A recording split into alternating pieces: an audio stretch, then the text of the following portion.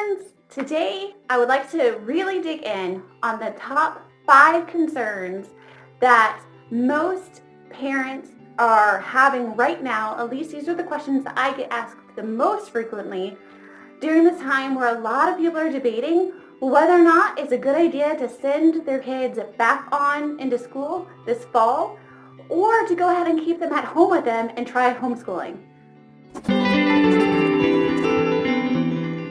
Here we go. So number 5, my kids love school for the social aspect. How will my kids socialize? So I know that if you are a homeschooling family right now, you're just shaking your head at this question because this is one that gets asked the most. I had this really fun experience reading this guy's blog once who said, we socialize our dogs, we don't socialize our kids, and that just always made me laugh. But here's the thing, we do know that our kids have friends. We know that kids have these really close relationships and bonds that they've made with these people maybe since kindergarten, and now you're saying, okay, well, it's time to pull away from that. What do you do? How do you handle this? Well, number 1, the most important thing is to understand that when your kid goes to school, their number 1 objective in school is not to socialize, but it's to learn. There it is, the boring truth of it, right? We want to make sure that our kids are getting a good education before they make really great friends.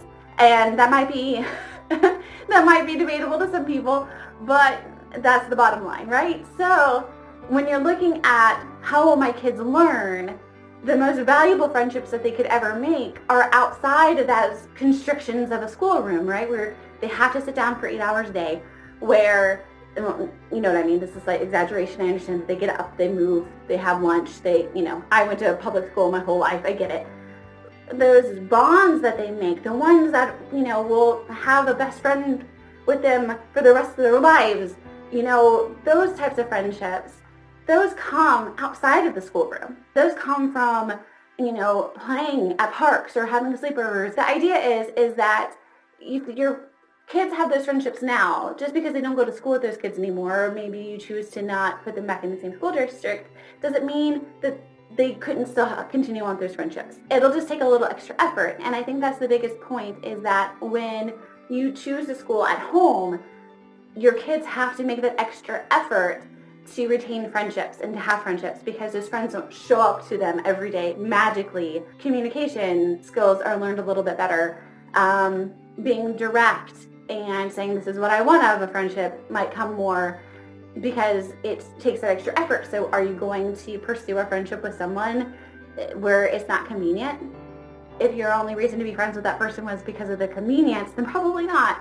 And then long term, was that a good friendship at all anyway? So there's a lot of those things that happen. And then on top of that, if the world starts to open back up again and all those things, there's tons of opportunities for homeschoolers to join groups, to go on outings, to meet people. And again, it really helps the socialization aspect, because you have to have more of a purpose to create those friendships. They just don't magically happen because you're stuck in the same room with someone. All right, number 4, my kids will miss out on so many opportunities. So yes, schools provide typically a really well-rounded, if it's a good funded school, amazing opportunities, from learning how to play music to sports, to art classes, to creative writing classes. There are so many things that your kids can get involved in. And this is very true.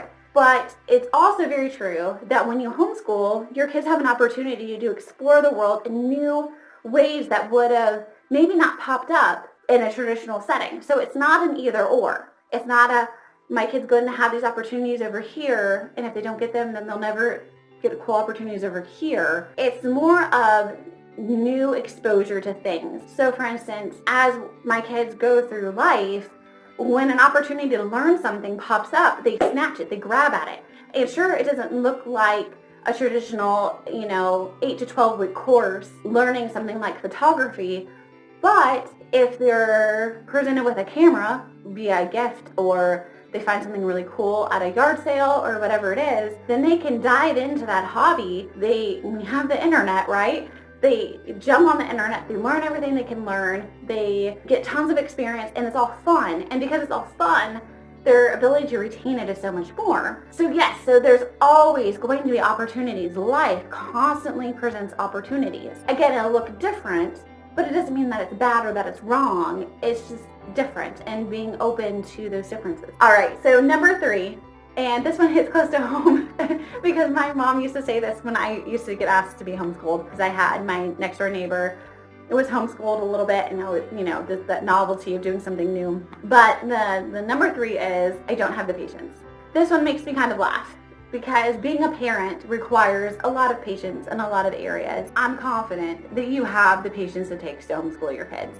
The only reason you might not think this is because the idea feels daunting, overwhelming, and that you could potentially lose your crap if you tried. Of course there's those bad days, and of course there's those good days, but I'm confident that every parent, if you love your kids at all, you'll have the patience it takes to make it happen. It doesn't take a ton. You can walk away, just like you did when they were crying too hard when they were babies. If they're giving you a really hard day, you can walk away for a little bit and readjust and come back and grow from it. I wouldn't be so scared about the patience aspect. It's not that bad.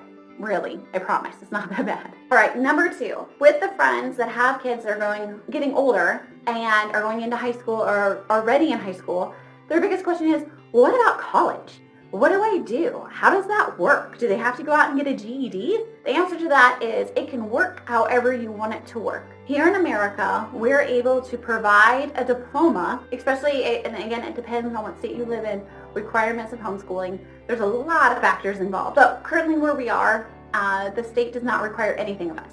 So in turn, I get to create the diplomas for my kids. Now, you might be over there gasping, oh, you can do what? But how is that even valid? So the way that that's valid is that as they go through their high school classes, I create transcripts. As they go and I create these transcripts, and it gives all of their courses, all of the grades that they've earned in their courses and their GP at the end of it.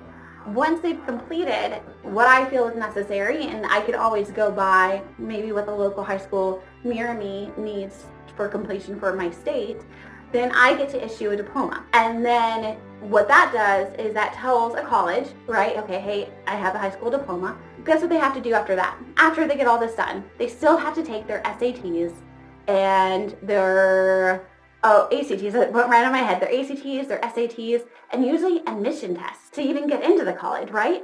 So sure, I could be lying on the transcripts and I could say, oh, Billy here has an A+ in all of his subjects. But then he still has to prove that his education is so worthy of that. Like, he actually has to be able to prove that in order to make anything of himself in the college or for the college. Again, you can get a GED for your kid. They can go out and they can take this test. They can study really hard and pass it. But at the same time, a GED is that high school equivalency test. It's the test you take to say, hey, I've done enough. It's not really a diploma. It's an equivalent to that, which isn't necessarily the case. Your child has gone through the high school process, and they should be able to say, hey, I do have a diploma. I've done the hard work. I don't need to take that equivalency test to prove that I've done the hard work. So I really like that I can issue my kids a diploma, and I can proudly say, yes, I've taken the last 13 years of our lives together, and we have completed all of these things. In fact, I even had a college professor come up to me when he found out that I homeschooled, and he said, he's like, my students who are homeschooled are the best students I have. I was like, it felt so good to hear that. I've heard rumors and inklings that had been the case, but that was really cool because homeschoolers are known to be self-starters because they know you get the hard work done and you get to play the rest of the day.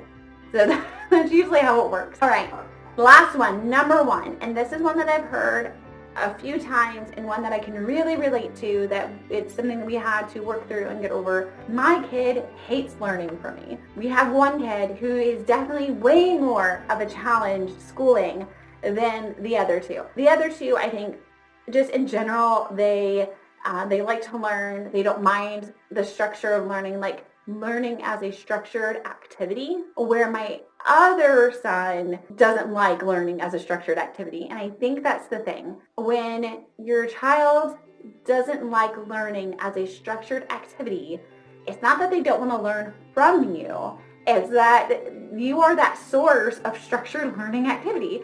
And it might shake it up a bit to have someone else do that, like a school teacher or a friend, or maybe this kid is like classic, doesn't listen to anything I say, but totally listens to everyone else. That's because it's new and the information's coming at them in a fun, new way.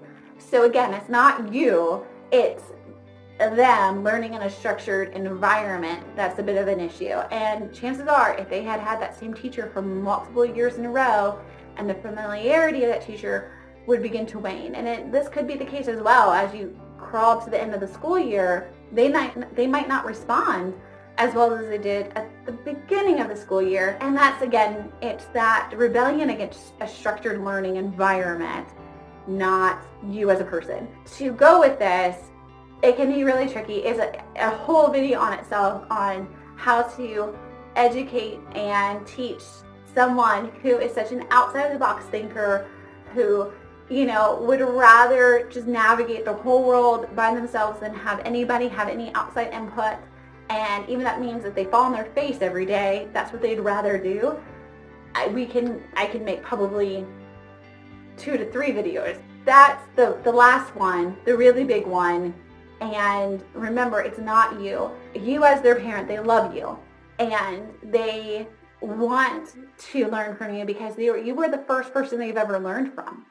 And that's something super important to remember, is that ultimately they learned how to talk because of you. They learned how to walk because of you. They learned how to crawl because of you. All these huge things they learned because you're their parent and they love you. Although going into a homeschooling situation might seem like this gigantic transition, this huge undertaking, the simplicity of it and the most beautiful aspect of it is that naturally you are their best teacher, and they couldn't ask for a better situation where a parent who loves them dearly and deeply would take time out of their own busy day to make sure that they're getting what they need so that they can grow and function as adults in this world. So that is it. Those are the 5 biggest concerns that my friends, the people that have been dearest to me, have brought and asked me to help them through, or to clarify or shed some light on those. So thank you so much for joining me.